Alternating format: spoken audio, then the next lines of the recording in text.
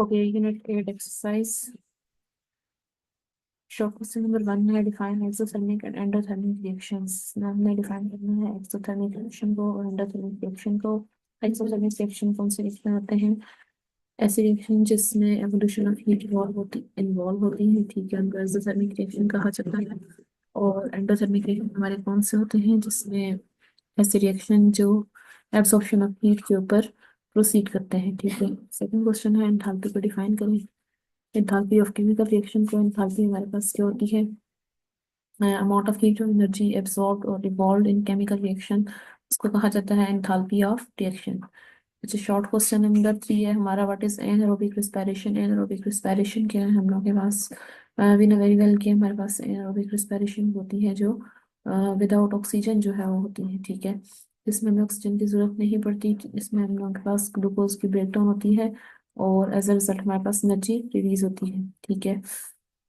Glucose किस में break down होगा जी? लैक्टिक एसिड में ब्रेक डाउन होगा और साथ में क्या होगा? एनर्जी रिलीज होगी. इसको एनारोबिक रिस्पिरेशन कहा जाता है. ये एनारोबिक रिस्पिरेशन की इक्वेशन है. शॉर्ट क्वेश्चन नंबर 4 है एक्टिवेशन एनर्जी को डिफाइन करना है. एक्टिवेशन एनर्जी क्या है? Amount of energy required in addition to average kinetic energy. जो एडिशनल में हमें एनर्जी रिक्वायर्ड होती है average kinetic energy, average kinetic energy के अलावा. और ये एनर्जी हमें एडिशनल क्यों चाहिए होती है? ताकि पार्टिकल्स जो है वो एक दूसरे के साथ रिएक्ट करें, एक दूसरे के साथ इफेक्टिवली कोलाइड करें, ठीक है. इसको कहा जाता है activation energy. Okay, short question number 5 है what is the role of catalyst in chemical reaction. Catalyst का रोल क्या है? कैटलिस्ट क्या करता है? न्यू मैकेनिज्म पाथवे प्रोवाइड करता है किसी भी केमिकल रिएक्शन को, ठीक है. जिसमें हमारे पास क्या होता है जी? एक्टिवेशन एनर्जी कम चाहिए होती है इन द प्रेजेंस ऑफ कैटलिस्ट. उसके अलावा कैटलिस्ट का क्या काम है जी? रेट ऑफ रिएक्शन को इंक्रीज करेगा. कैसे? उसकी एक्टिवेशन एनर्जी को कम करके, ठीक है. और उसके अलावा ये एंथैल्पी ऑफ रिएक्शन को इफेक्ट नहीं करता. शॉर्ट क्वेश्चन नंबर 6 है differentiate between aerobic and anaerobic respiration. इसमें हम डेफिनेशन देख लेते हैं और इक्वेशन. एरोबिक रेस्पिरेशन हम लोग के पास ऐसा प्रोसेस है जिसमें हमें ऑक्सीजन रिक्वायर होती है ग्लूकोज की ब्रेकडाउन के लिए, ताकि हमारे पास क्या हो? कार्बन डाइऑक्साइड और वाटर बने और साथ में एनर्जी रिलीज हो, ठीक है. एनारोबिक रेस्पिरेशन हम लोग के पास हो जाती है ऐसी रेस्पिरेशन जिसमें हम लोग के पास ऑक्सीजन रिक्वायर नहीं होती ग्लूकोज की ब्रेकडाउन के लिए और एनर्जी रिलीज करने के लिए. इसमें हमारे पास जो हमारा ग्लूकोज है वो किस में कन्वर्ट होता है? लैक्टिक एसिड, और साथ में एनर्जी रिलीज होती है.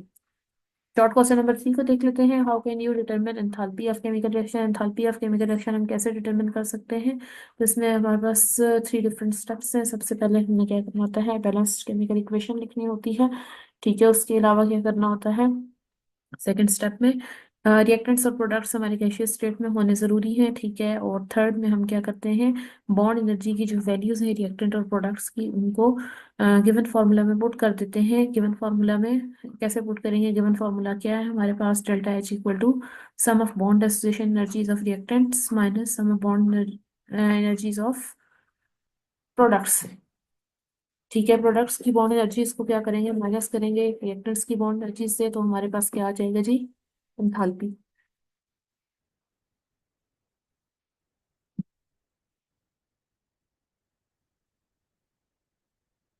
क्वेश्चन नंबर 4 है हमारे पास. Explain how the process of respiration provide us energy. Respiration का प्रोसेस हमें कैसे एनर्जी प्रोवाइड करता है? तो इसमें हम देख लेते हैं कि रिस्पिरेशन हमारा एक बायोकेमिकल प्रोसेस है, ठीक है. जिसमें एनर्जी क्या होती है जी? रिलीज होती है. किससे? फूड से. फूड हम जो लेते हैं उससे एनर्जी क्या होती है? रिलीज होती है.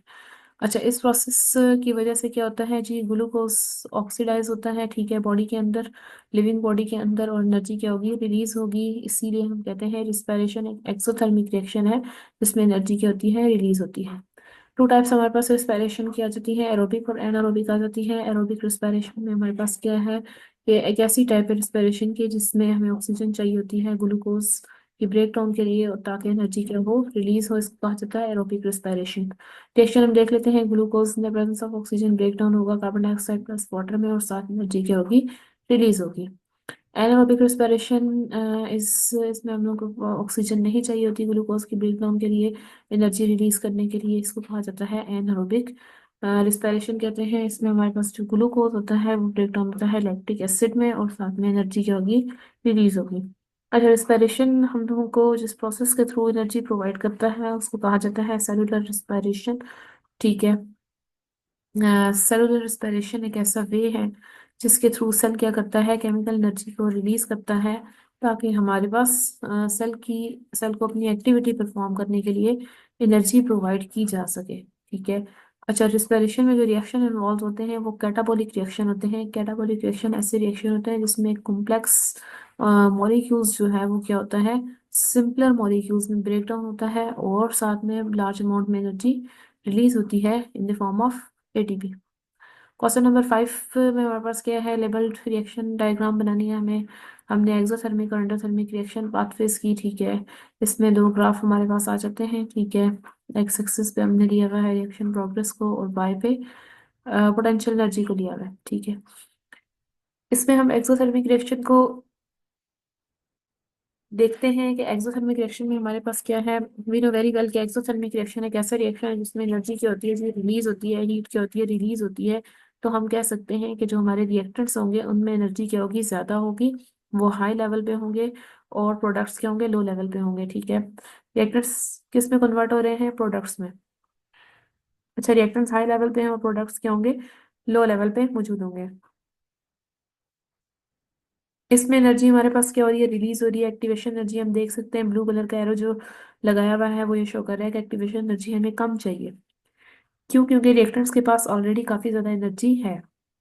इसी तरह एंडोथर्मिक रिएक्शन को अगर हम देखें तो हमारे पास रिएक्टेंट लो लेवल पे हैं और प्रोडक्ट्स हाई लेवल पे हैं।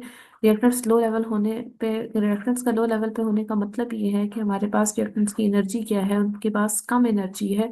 ठीक है। वो हीट इवॉल्व नहीं कर सकते, उनको हमें बाहर से एनर्जी देनी पड़ेगी। इसीलिए हम देखते हैं तो एक्टिवेशन एनर्जी हमें कितनी ज्यादा चाहिए रिएक्टेंट्स को प्रोडक्ट में कन्वर्ट करवाने के लिए। प्रोडक्ट हम लोगों के पास हाई एनर्जी लेवल पे है, मीन्स प्रोडक्ट्स के अंदर एनर्जी क्या है, ज्यादा है। ठीक है। मीन्स कि हमने बाहर से एनर्जी डेफिनेटली अगर रिएक्टेंट्स को प्रोवाइड करेंगे तो तभी वो किस में कन्वर्ट होंगे, प्रोडक्ट्स में कन्वर्ट होंगे। इसमें हम देख लेते हैं कि एनर्जी एब्जॉर्ब भी लिखी हुई है कि कितनी एनर्जी जो है वो हमारे रिएक्टेंट्स एब्जॉर्ब करेंगे तो वो प्रोडक्ट में कन्वर्ट हो सकते हैं। ओके, सिक्स क्वेश्चन है, एंथैल्पी ऑफ रिएक्शन हमने कैलकुलेट करनी है। किस किस की, दो एलिमेंट्स हमें लिए हुए हैं, हाइड्रोजन और क्लोरीन। ये रिएक्ट होकर हाइड्रोजन क्लोराइड बना रहे हैं। ठीक है।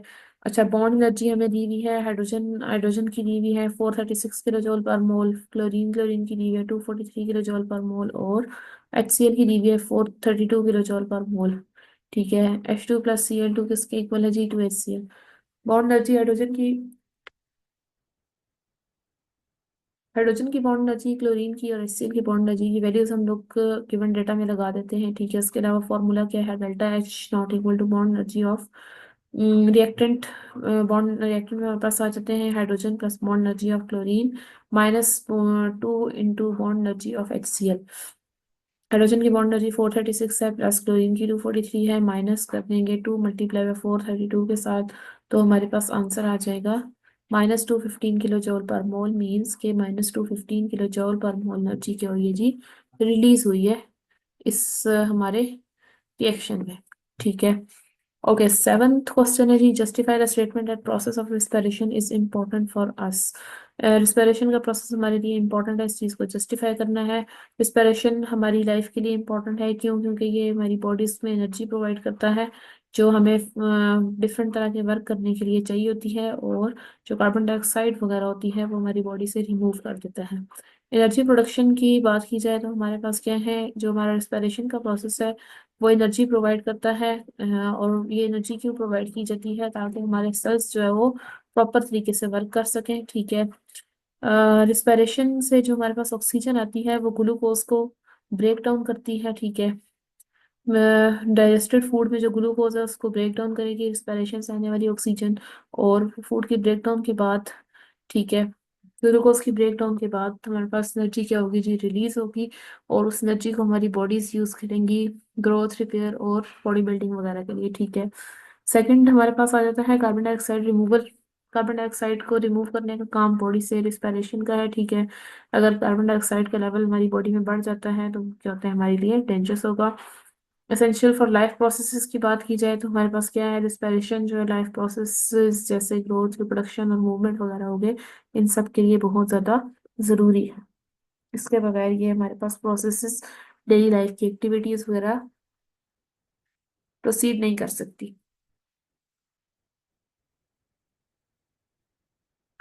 सो unit 9 solved exercise.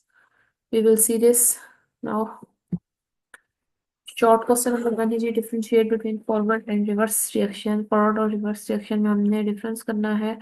First of all, forward reaction ऐसा रिएक्शन है जिसमें रिएक्टेंट रिएक्ट करके प्रोडक्ट प्रोड्यूस कर देते हैं, ठीक है। एग्जांपल है हाइड्रोजन प्लस क्लोरीन रिएक्ट करके HCl बना रहे हैं, ठीक है। ये हमारे पास फॉरवर्ड रिएक्शन की एग्जांपल होगी। Reverse reaction now, reverse reaction ऐसा रिएक्शन है जिसमें हमारे पास प्रोडक्ट रिएक्ट करके क्या बनाएंगे जी, रिएक्टेंट बनाएंगे। एग्जाम्पल क्या है, प्रोडक्ट से दोबारा क्या बन रहे हैं, रिएक्टेंट बन रहे हैं।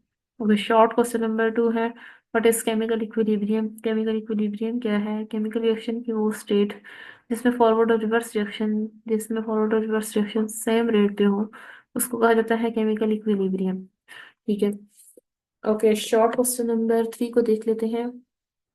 Write two chemical equations of reversible reaction. Reversible reaction के लिए हमने दो कोई भी केमिकल इक्वेशंस लिख लेनी है। एक हम दो देख लेते हैं हैब्स प्रोसेस की, जिसमें अमोनिया प्रोड्यूस की जाती है, इसमें नाइट्रोजन और हाइड्रोजन रिएक्ट करके बना रहे हैं जी NH3। और सेकंड एग्जांपल आ जाती है नाइट्रोजन प्लस ऑक्सीजन की, तो ये दोनों रिएक्ट करके बना रहे हैं NO2 गैस बना रहे हैं, ठीक है। ये दोनों एग्जांपल्स हैं हमारे पास रिवर्सिबल रिएक्शंस की। Fourth question is write down conditions for equilibrium. तीन कंडीशंस हमारे पास इक्विलिब्रियम की आ जाती है, ठीक है। फर्स्ट कंडीशन क्या है, रिएक्टेंट और प्रोडक्ट की कंसंट्रेशन को चेंज नहीं करेंगे हम, ठीक है।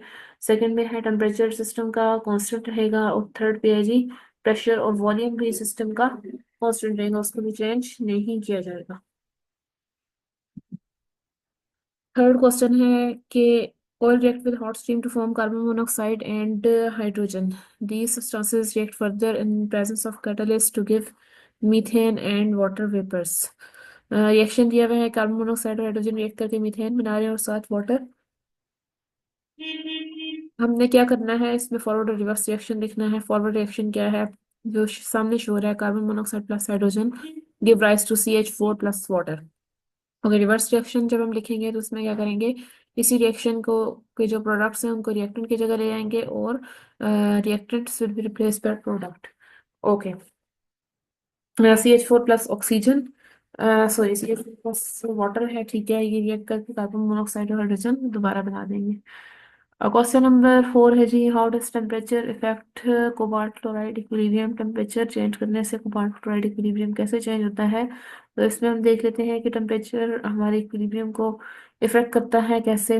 बैलेंस, दो कलर्ड कॉम्प्लेक्सेस के दरम्यान में जो बैलेंस है उसको क्या कर देता है, शिफ्ट कर देता है। कैसे, जैसे अगर हम लोग हीट करते हैं कोबाल्ट क्लोराइड को, ठीक है, तो कोबाल्ट क्लोराइड पिंक कलर का सॉलिड होता है, ये वाटर को क्या कर देगा, लूज कर देगा, और एनहाइड्रस कोबाल्ट 2 क्लोराइड में कन्वर्ट हो जाएगा, जो कि ब्लू कलर का सॉलिड है। तो आपके पास जो इक्विलिब्रियम है वो कौन सी साइड पे शिफ्ट हो गई है जी, राइट साइड पे, ठीक है। लेकिन जब हम वाटर ऐड करते हैं इसके अंदर, तो ये दोबारा हमारी जो इक्विलिब्रियम है वो लेफ्ट साइड पे शिफ्ट हो जाएगी, और पिंक कलर का सॉलिड बना देगी, जिसको हम कहते हैं हाइड्रेटेड कोबाल्ट 2 क्लोराइड, ठीक है।